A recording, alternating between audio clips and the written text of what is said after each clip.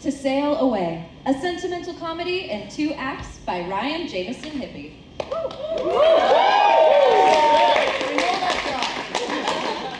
Act 1, Scene 1. At Rise, flourish of trumpets, a grand medieval wedding. A priest officiates standing between a knight and a princess. Peter is off stage with Jasper, narrating the action. As the grand orchestral flourish fades, the priest clears his throat with a mighty and grinning heartily, he began the ceremony. Do you, noble knight, savior of our village, protector of our people, and champion baseball player, take our princess to be your lawfully wedded wife? The knight lovingly takes the hand of the princess and flashes a roguish yet heroic smile. With all my heart. And do you, princess fairest of the land, love of her people, and winner of the mac and cheese cook-off, take this heroic knight to be your husband? Oh, yes. I thought this day would never come. Indeed, it had been a long and perilous journey for these two, from their first meeting at the witch's tower to the fierce battle with the dragon, to the knight's shoulder injury and glorious World Series comeback. The two had been through it all, tried and true, from the frying pan into the fire, tested time and time again. Dad, come on. Hey, okay, no hitting. The medieval wedding clears. Late evening in Jasper's hospital room. Peter enters pushing on a hospital bed with Jasper in it. After the two finish their grand proclamations of love, the knight takes her in his strong arms and gives her a big, wet smooch. And they spent the rest of their lives smooching and cuddling and telling each other how much they love each other every breakfast and lunch and dinner. The end. And dessert. The end. The end. It's about time for me to leave anyways. Your mom should be here soon. No, one more story. Oh, come on. I shouldn't have kept you up this late. She won't be happy with me. Can't you just start one? Which one? You pick. All right. Here's the story of the little astronaut. No, not that one. What? Then which one? Cowboys, monster trucks? I know those already. Can you tell me a new one? I don't have any more, Jay. You've cleaned me out. Then make up a new one. I've got to go. I'll think one up tonight, okay? Okay. Peter moves to exit. Jasper gradually enters into a violent coughing fit, so Peter rushes back to the bed. Hey, you okay there, buddy? I'm alright. You want me to get the nurse? No, it's fine. How about I stick around till Mom gets here, huh? Let's start that story. Okay. What kind of story do you want? We've never done pirates before. A pirate story. Okay. So a story about a pirate. What's his name? Something beard? Okay, pirate something beard. No, he has to have a good name. All right, we'll circle back to it.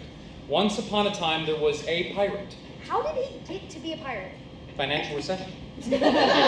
Don't worry about it. Once upon a time, there was a pirate. He was a handsome rogue with a heroic bearing. Knight enters, now dressed as a pirate. He strikes a heroic pose. He was a champion baseball player. Sounds like the night again. And was not a knight at all. His name was Percy. Percy enters, moving in front of the knight and eclipsing him with a similarly heroic pose. Knight exits, dejected. Tell me about him. Well, like I said, he was great at baseball. Dad, What's wrong? you always say that. Just because I like baseball doesn't mean they have to. It's a fantasy. Why can't a pirate love America's favorite pastime? All right, maybe instead of a sword and pistol, he swings a baseball bat at his foes. A bat is tossed from off stage to Percy and he takes a powerful swing. They didn't even have baseball back then. Come on, I want a real story. Not those fantasy stories that always have happy endings. What's so wrong with happy endings? Everyone deserves an escape now and then, especially you, buddy. Please, Dad. All right, a real story, but with some fantasy, and I reserve the right to be silly. How silly. Yarn! Cut the sail! Set the bow toward adventure! Well, it was worth a shot. So a real story. Percy tosses the bat off stage. Percy was a young sailor, but experienced. Many hard years sailing the briny ocean seasoned him in more ways than one. Percy pulls out a can of Old Bay seasoning from his pocket and sprinkles his pits. Is that a pun? Pirate voice or punch, your choice. Maybe just a bit of both. What did he look like? About my height, maybe a little taller and a bit more fit, similar hair. So he looks like you. Like me, but more handsome. Now, Percy was a free spirit. He loved the spray of the sea, the heat of the sun, the wind at his back. He was no king, nor was he a knight, but to him each day was a gift. Did he have friends? Do pirates have friends? Some pirates have friends. All right, Percy had 2 friends. His first mate, Rob, was a bit of a salty fellow. First mate Rob enters. He takes the Old Bay and liberally applies it. I'd rather think of myself as seasoned. It's late. Quality control. Cut me some slack. Sorry, keep going. The third member of their hardy crew was Peg. Did he have a peg leg? Nope. Really? He had 2. It just doesn't have quite the same ring to it. Peg wasn't the quickest fellow, but he was honest and typically just happy to be there. Tell me about their ship. Their ship. Yeah, what was the ship like? Oh, they had a massive, imposing ship, What if they had a really small one? complete with a little dinghy that they used for smaller adventures. A small wooden plank with a ship's helm and a single cannon is kicked onto the stage. First mate Rob takes the helm, flanked by Percy and Peg Leg Peg. A great many ships have disappeared in these waters. Oh, no worries then. This is a dinghy. Legend has it there's a 7-legged octopus that fancies little dinghies. Ah, that's nothing but tripe, that is. No such thing as a 7-legged octopus. Oh, you think so? Aye, that'd be a heptopus. Steady on, gents. Aye, aye, you're the captain.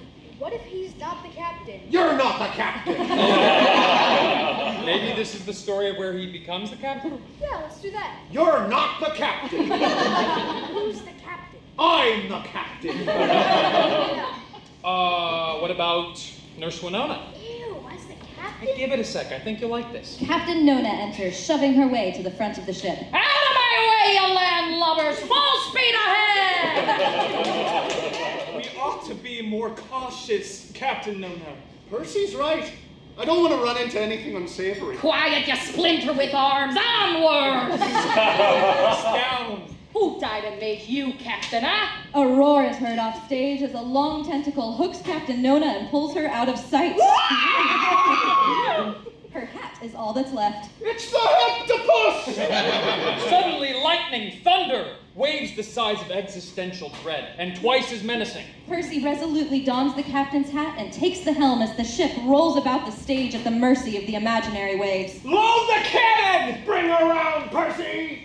Fire! Boom! We hit him! Blew half his tentacles off.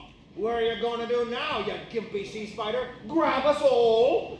He grabs the ball, doesn't he? Oh, you know he grabs them all. 3 tentacles emerge, grabbing Peg Leg Peg and first mate Rob. Percy dodges out of the way as the tentacle hooks to the mast. The tentacles slowly begin to pull the boat off stage. Percy, the cannon! Percy steeled his nerve and began loading the cannon furiously, ferociously, just as the ship came to the brink of its watery demise. Percy ignited the fuse and... Boom! The wounded heptopus roars in agony as its remaining tentacles retreat off stage. First mate Rob and Peg Leg Peg struggle to their feet. That's right. Swim away, you squishy, silt-slurping salt sucker. I ought to come after you and show you what for. Look at it swim away. I think it's down to 1 tentacle. Looks like a right worm. Silly little monopus. Hear that, you bubbling, breathing, barnacle-brained butt licker? You belt buckled? He can't hear you. He's got to be 50 feet underwater. Yeah, you're right. I'm sorry. Well, now what should we be doing with the... Curse you for breathing! All right, I've had enough. Sure. You want to curse the waves, the seaweed, that little sunfish, Yeah, I think I'm all right. perhaps the moon? Never the moon. The moon's a lady. Joan enters, crossing to Jasper. Hi, Mom. Oh, hey, sweetheart. Hey, Jasper, how you feeling? Dad was just telling me a new story. I was just about to leave. You get right on to sleep, okay? I'm just gonna have a quick word with your father, and then I'll be here when you wake up. Okay, good night, Dad. Night, buddy. Percy, Peg Leg Peg, and first mate Rob wheel Jasper off stage. Peter, He started coughing. I wanted to take his mind off. Peter, what did I say? What did the doctor say? I know, but he... But sleep, Peter. He needs sleep. He has another chemo session tomorrow. He needs to rest. You're right. I'm sorry. How was your day? Same as usual. Gee, that bad. I couldn't get in advance. We'll have to pull from savings again. Well, good old savings. Savings the I'm day. not in a joking mood, Peter. Just trying to help. We don't need jokes. We need money. What happens when our saving runs out? I'm sure he'll be out of here long before then. What if he's not? It's been weeks, Peter. At 28 days, they start talking about marrow transplants, and that means finding a donor, recovery time, follow-up Hey, visits. we gotta stay We positive. can't take positivity to the bank, Peter. We need income. Right. I sent drafts into 2 more publishers. I feel good about... It's not going to be enough. What? We can't wait around to see if you get rejected. If I get Or rejected? not. I was going to say or rejected or not. Joan, you know how much these stories mean to me and to Jasper. He's scared to death of the chemo. These stories are important. They give him courage. You know I love them, Peter, but they're not what'll save him. The treatments are. Treatments and rest. Right now, you're not helping him get either one of those things. What do you want me to do? Honestly, find a job. I can't get a job. What do you mean you can't? I already have one. Peter, we can't depend on I'm not talking about the writing. Jasper needs someone during the day. We can't just leave him all alone. He has a nurse. Oh, that crone, Nurse Winona? Yeah, she's great company. Jasper's more scared of her than he is of the chemo. Gee, I wonder if that has anything to do with a certain story you told him. I tell him a lot of stories. Wicked Winnie the Witch. Or at least seems You related. see, Peter, while you get to hang out with him and tell him spooky stories during the day, I get to sit by his bed and wait for him to have nightmares over them. At least until you get a job and can tag me out at the night shift once in a while. Who would be better if we were both working? We know that Winona's a no-go. Actually, I requested a new nurse. New nurse? They should be replacing Miss Winona tomorrow afternoon. Satisfied? I still feel like I should be I here. know you do. If you're that adamant about being here, there is one other way we could get money quick. I'm not stealing anything. Oh, I was... Whoa, you're not stealing anything either. I won't allow it. Jasper would do the stealing. Joan, I am surprised at you. Sure, he'd probably do it better in front of a jury, but I'm... All right, I'm convinced. Jasper will do the stealing. Finished.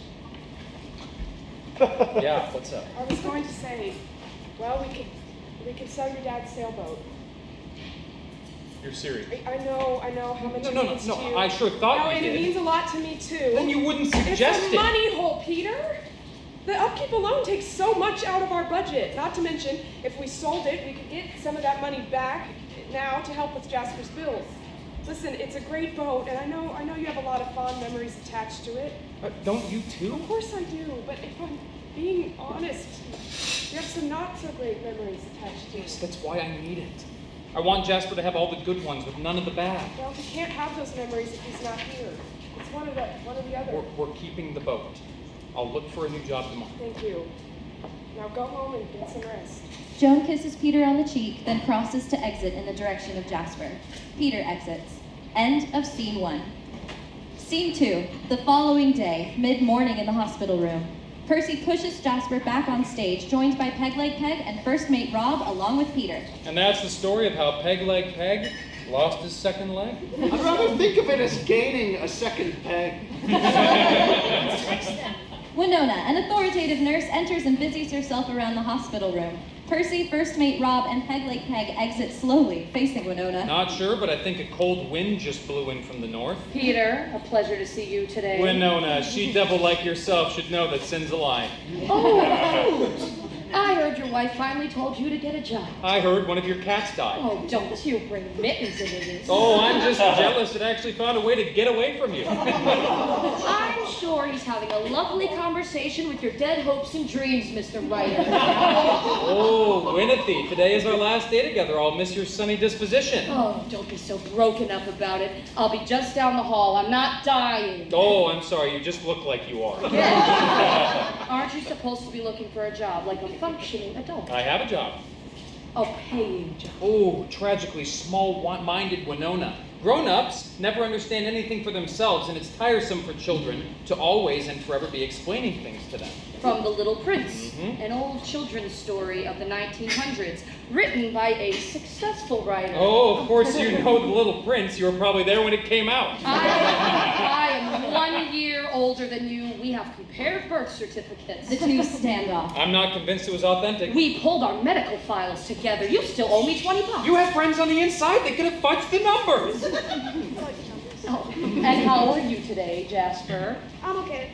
Good. You've got a treatment soon. You're not going to try and hide again, are you? No. No what? No, man. Of course he won't. He's not scared of a little medicine. Right, buddy? Right. He'll be brave, like Captain Percy. Yeah. Oh, you started a new story. Oh, joy. I hope Wicked Winnie doesn't make an appearance for both your sakes. You have nothing to worry about. We killed her off already. I'm so relieved. Winona exits. Can I hear one more story about? Can I hear more about Percy now? I don't know, buddy. I told your mom I'd work on something at home for her. What? She wants me to find a place to work so that we can get the money to help you better. So you won't be there to tell me stories? Well, probably not, but some days I'll be here. But most days I'll have to be somewhere else. Oh, What's wrong? I'm sorry. For what, Jay? Being sick. Hey, don't ever apologize for that. We love you.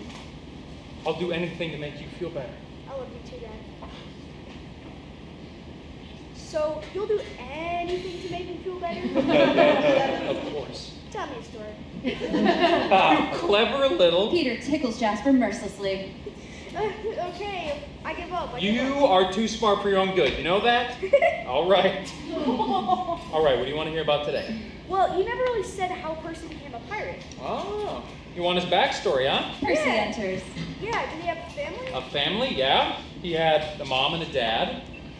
Did he have brothers and sisters? Nope. No, he was an only child. Like me, you and me? That's right. But his dad was special. Gregory calls from off stage. Percy? Percy's dad was none other than the king of pirates and the captain of the Gilded Griffin, Gold Guild Gregory. Gregory enters with a ship's helm as ship ratlines descend from the ceiling, transforming the stage into the deck of the Griffin. Peter wheels Jasper off stage. Tighten the rat lines, boy. They're flapping in the breeze. Aye, Father. Percy moves to the ropes and secures them tightly to the floor. That's captain to you. Aye, Captain, Father. Captain. Aye, Captain. And when you're done, clear out the bilge below deck. Already did, Captain. Well, aren't you an eager biscuit eater? Did you clean your quarters? Aye, Captain. And swab the deck? Stem to stern, Captain. The whole poop? Whole poop, Captain. Very well. At ease, sailor. Percy stands at attention, far to the side of Gregory, watching him with pride as Gregory stares ahead, gently guiding the Griffin. We'll go into port tonight. You'll go ashore to fetch the supplies. Aye, Captain. Gregory notices Percy's thinly veiled enthusiasm. What's wrong with your face, boy? Nothing, sir. You want to say something? Out with it. Just glad to be at sea with you, Father. Captain. Thank you, Captain. Gregory smiles, then leaves the helm and draws one of two rapiers from his side. So your chores are done. Yes, sir. Gregory offers a rapier to Percy. Well, then how about some quick sparring? What about the helm? Oh, I don't think this will take too long. You may be right about that. Percy lunges as Gregory draws his rapier. Gregory initially shows a clear advantage. You're letting an old man best you, boy. I thought I'd raised you better.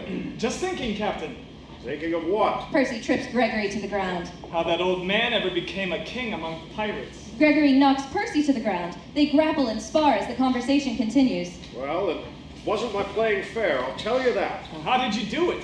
Do what? Become who you are.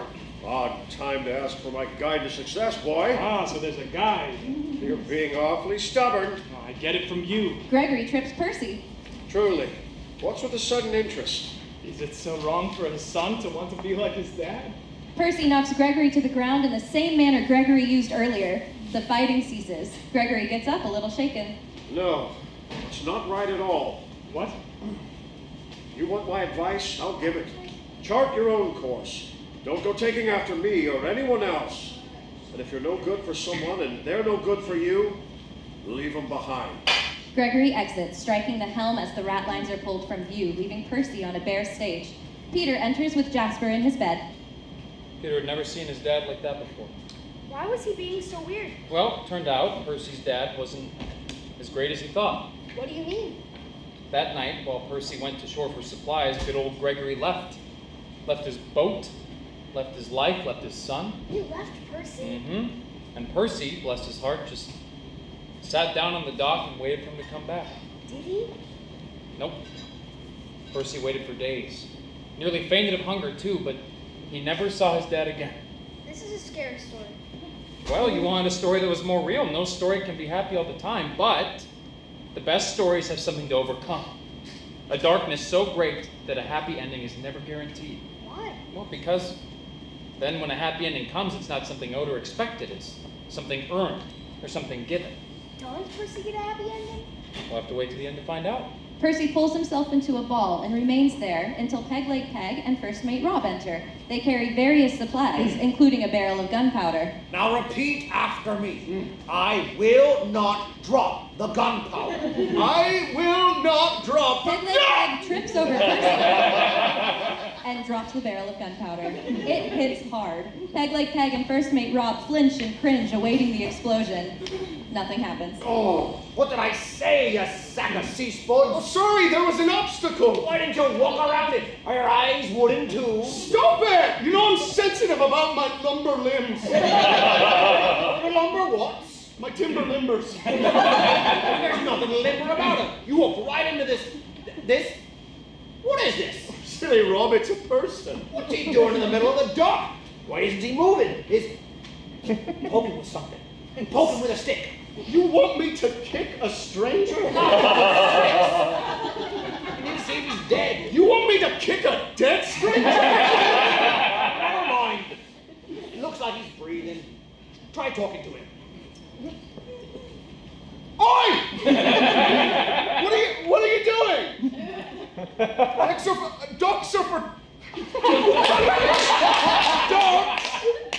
ducking, not for napping.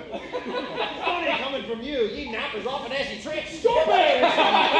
Wiggly twigglies. First Mate Rob crouches by Percy. Oi! Who are you? No response. Well, I've done all I can. First Mate Rob gets up to leave with Peg Leg Peg. Percy. Pardon? Percy gets up, wiping his eyes. My name is Percy. Do you have a home, Percy? The dock isn't much of a mattress. I don't know. I think there's something quite comforting about the boards. Of course you do. You're made of them. Only my legs. The jury's out in your brain. No, I don't. Don't what? I don't have a home anymore.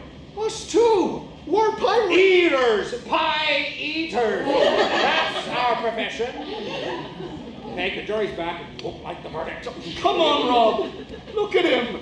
The lad needs a place to rest his head, and we could use a third person on the crew. You're pirates. Aren't you? Can I come with you? Of course you can. And no, we're not. We could use a new captain. No one knows about as friendly as a heptapus. You want to make a strange lad we found on the dock our new captain? Why? Well, he seems roguish, yet heroic. Percy smiles. See? That's a captain smile, that is. You make a good point. I thought he became captain after he fought the heptapus. I'm laying the groundwork. He won't be captain just yet. No, you won't be captain just yet. We'll put you on a trial period. An internship. Emphasis on the ship. Peg, so help me, I'll make a stool out of your pegs and beat you with it. First Mate Rob and Peg Leg Peg exit. Emily, a youthful nurse, enters wearing street clothes. Looking back, Percy catches sight of her and lingers on stage, entranced. Excuse me, is this Jasper's room? Oh, that's right. Are you the new Emily? Peter, it's been forever. Emily embraces Peter and then awkwardly disengages. How have you been? Great. I've been good. I'm in a cancer ward, but not with cancer though, so that's something. I'm sorry. Have you met my son? Emily crosses to Jasper's bedside. I haven't. But with how much you talked about him, I feel like I have. My name is Emily. I'm Jasper. Your father and I went to college together. Hey, it was only 1 year. When I was a freshman, he was this big shot senior helping out in the English classes. Your dad used to be a real big deal, buddy. You were barely a year old when I knew your father, but he always talked about how sweet and gentle you were. Really? Mm-hmm. And he never stopped talking about your eyes. How they were so bright, full of imagination. It's true. Pretty spot on description, I would say. Thanks. So you have a chemo treatment later today, right? Yeah, You scared? a little. Well, don't be. I will be right there with you, and after, I'll make sure to grab you some extra ice cream with your dinner. What is your favorite flavor? Chocolate. Mine too. I'll get some for both of us. Okay. I'm not technically punched in yet. I try to introduce myself before putting on the scary nursing uniform. I'm gonna go change, and then I'll be back for his treatment, okay? Yeah, thanks. Emily exits. She's nice. She is. You want to get back to the story? Yeah, what's next? Well, now you know that Percy became a pirate. What do you want to hear next? Well, every pirate wants treasure, right? Sure. So does Percy want treasure? I think he's a pretty content guy. He has a lot to be thankful for. But wouldn't he want treasure? I mean, he already has treasure, I think. How'd he get it? You want the story of how Percy got his treasure then? Yeah. Let's see. Percy, Peg, and Rob have been sailing together for some time now, at least a few years, and one night, while they were at port, Percy couldn't sleep. He walked out onto the dock and stared into the starry sky. On cool, clear nights like these, you could see every star and planet. Suddenly, he noticed a woman nearby. Joanna, elegant and formal, appears sitting atop a hidden object. What are you looking at? Percy is startled. He turns, drawing his sword, and is taken aback by the mysterious woman. Where'd you come You from? didn't answer my question. Well, you didn't answer mine either. I did ask first. Fair. I'm looking at the sky. Why? No, it's my turn. Who are you? My name is Joanna. Why are you looking at the sky? Why shouldn't I? That's not much of an answer. I find it comforting. Comforting. That's right. When most men look into the sky, they find themselves to be small and insignificant. Well, I am not most men. Percy tries to sheath his sword, missing repeatedly. Joanna is amused by this. Oh? And what does a man like you find comforting about the sky? If you're just going to tease No, me, no, I want to know. you won't laugh. I will not. When I look up, I do feel small, but the way that I see it, if I'm really as small and insignificant as I feel, then the things that I worry about must be smaller still. What a sentimental notion. Thank you. It's a good thing. I'm glad. The sky is strikingly clear today. Yes. Every wonderful thing the night has to offer, all on free. Not quite. No? It's a new moon. The moon's not out tonight. Ah, but all the better to see the stars and planets, wouldn't you say? No, I wouldn't. The moon is queen over the sky. The stars and planets are like her subjects. They find their proper place in relation to her. Without the queen, the kingdom just feels Feels what? empty. You should be a poet. I can't claim credit for that. There's an old fable about a queen who rose into the sky to light the night for her people. I'm familiar with the tale. The goddess of the moon, they call it. My father used to tell it to me before bed. Did you know there's another about her in the new moon? No? Tell me. During the new moon, the goddess leaves the sky, comes down to earth, and searches for her true love. Now who's sentimental? What happens when she finds him? She has a treasure to bestow upon the man who charms her. And what would a goddess find charming? Oh, the usual. A man who's handsome, a little clumsy, Joanna stands and approaches Percy, revealing the treasure chest that she's been sitting on. but especially a man who's sentimental. Should I bow? I'm a little worried about your trick. But why choose me? Percy, I've been watching you for many years. You've received so much bitterness, yet haven't become bitter yourself. Instead, you've grown kind and gentle and adventurous. And sentimental? And sentimental. Joanna kisses Percy on the cheek. The night is nearly over.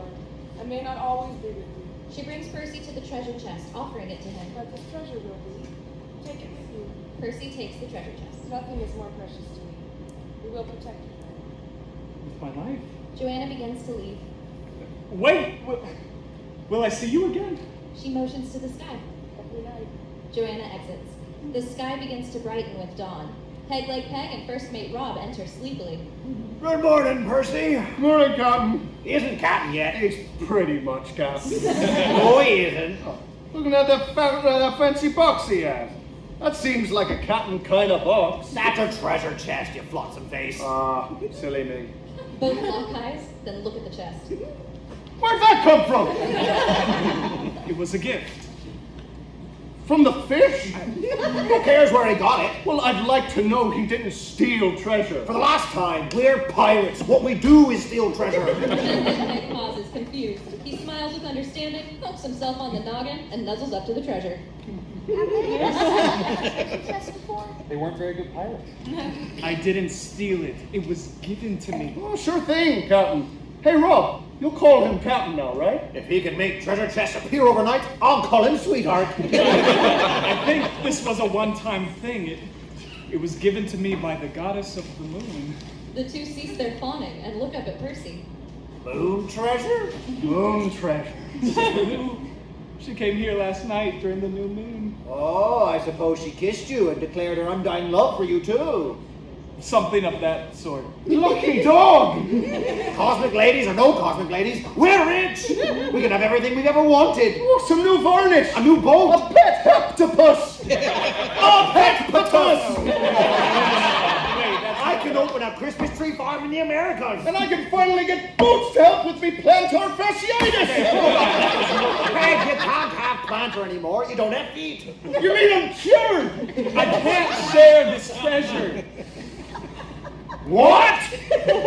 It was given to me to protect. We can't share it? No, Not at all? I'm sorry. No, by all means, you're the captain. It's your treasure. We're just your dear crew and closest friends. Why would we want it? Rob suddenly rushes at the treasure chest. Give me the treasure! Percy pushes first mate Rob away and shackles himself to the treasure chest. He throws the key into the ocean. Now, what'd you do that for? I didn't have a choice. Do you know how disappointing this is? Do you know how much you've hurt me and Peg? Actually, if me feet are cured, this is still a good day for me. Emily re-enters the hospital room, now in her uniform. Your feet aren't cured, both thighs, they're gone! The players freeze, looking at her. Oh, I'm sorry, I didn't hear you come in.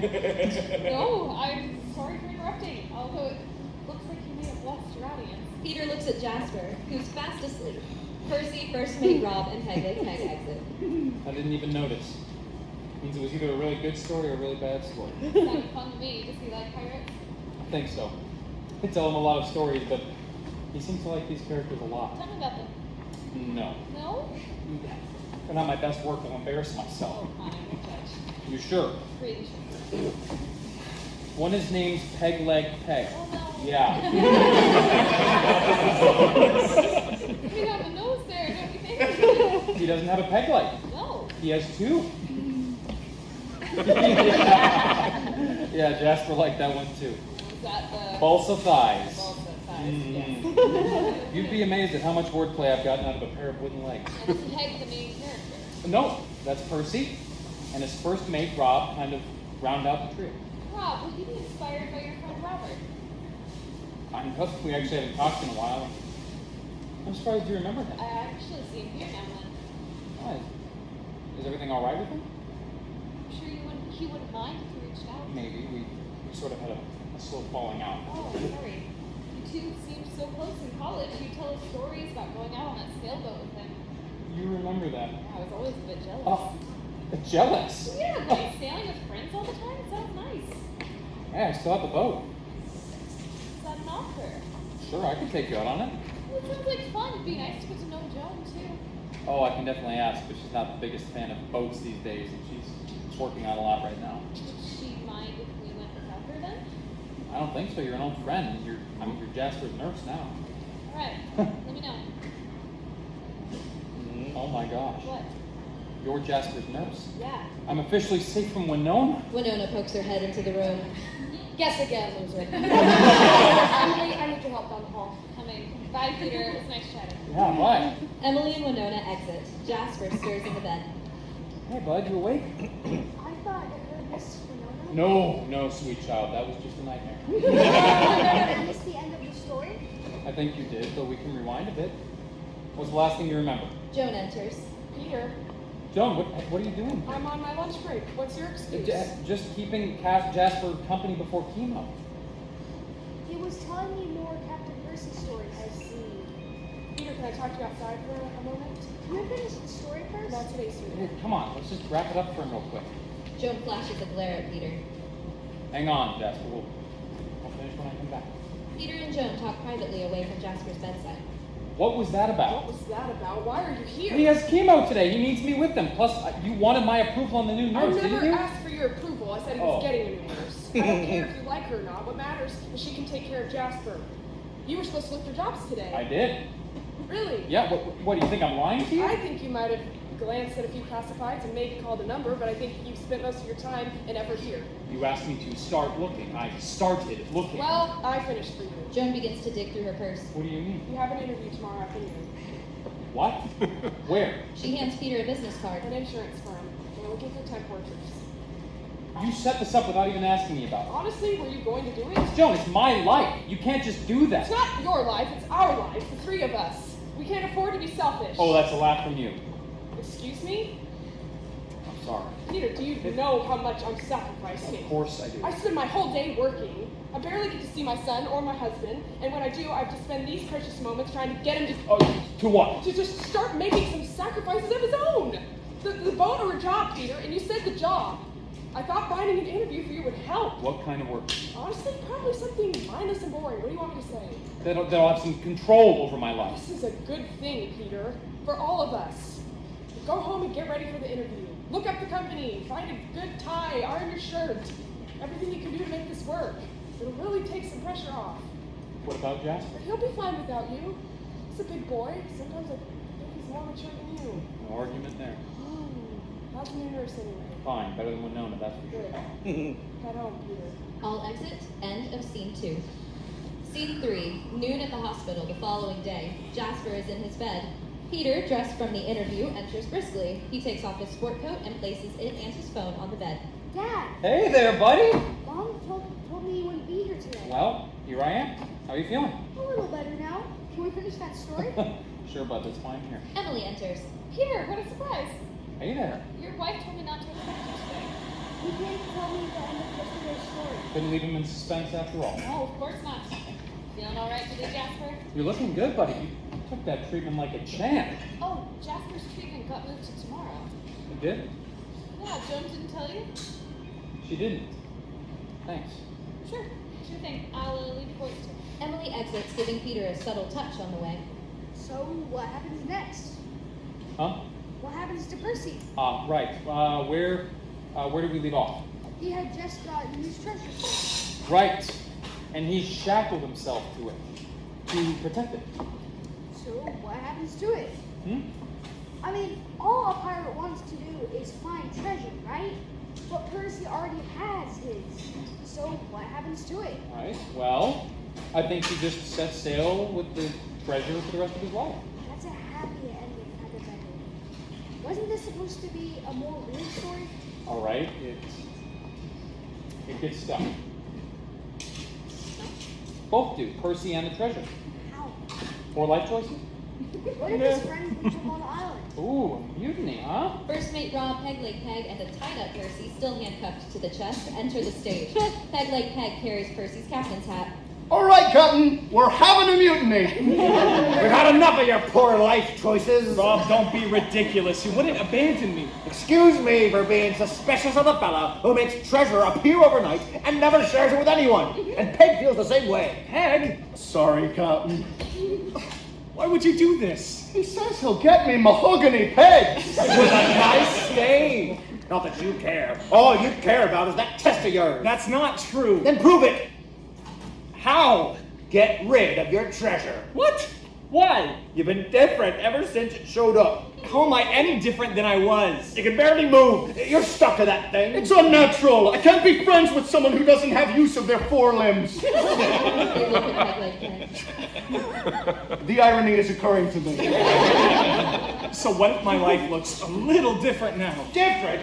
You've always got one eye on that thing, not to mention one hand. You can't hardly get around, and you won't stop talking about that moon lady of yours. Peg Leg Peg reaches out, offering the hat back to Percy. We miss the old Percy. I can't. Why not? Well, for starters, I'm very attached to it. There's got to be something we can do. Don't you miss your freedom? Your friends. Don't you miss adventuring with us? Percy paused.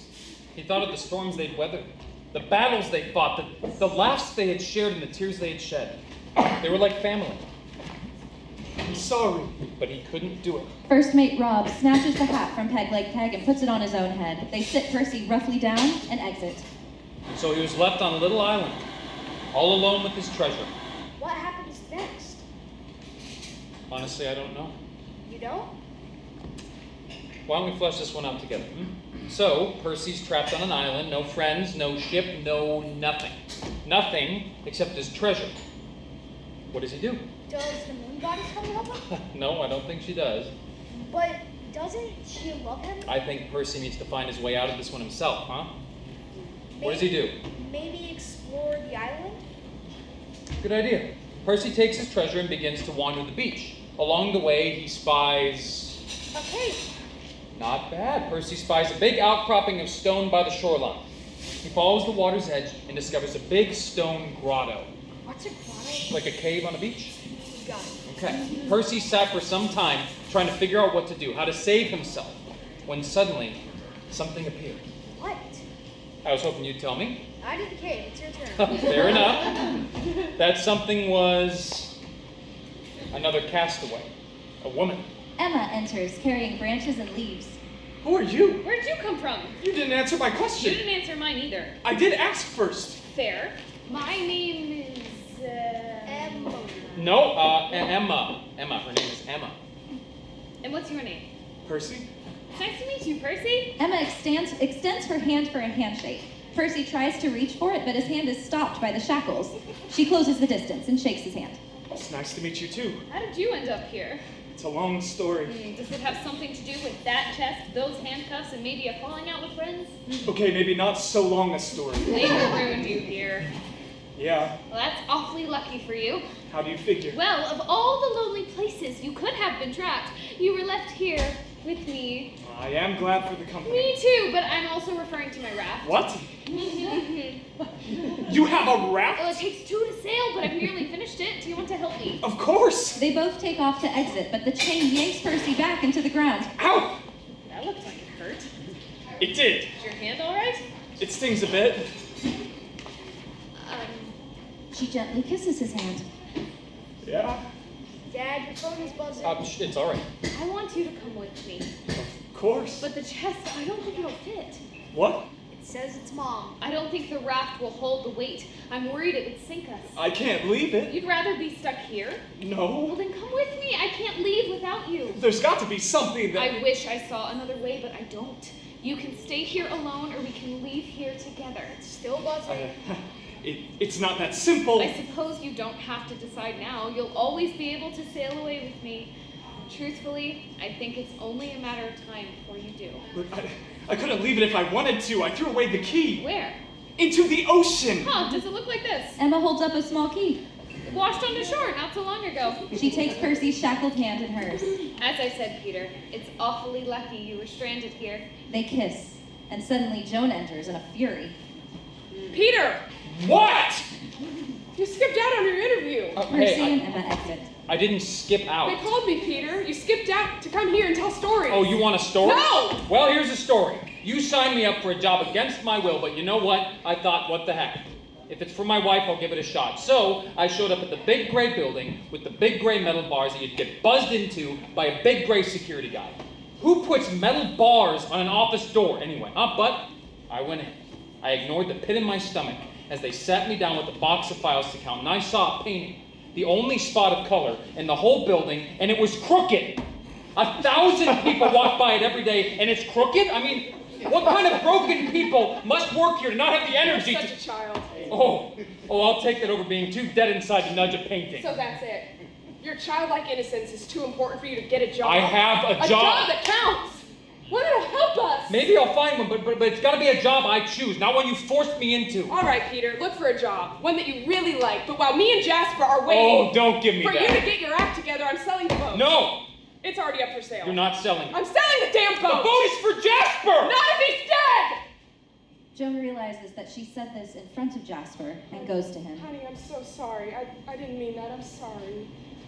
Honestly, Peter, I feel like this would be easier without you. Peter stands motionless, lost in thought. Suddenly he sees Emma standing at the edge of the stage. She beckons subtly and disappears. Peter collects his coat and exits. Peter? Where do you think you're going? Peter! End of scene 3, end of Act 1.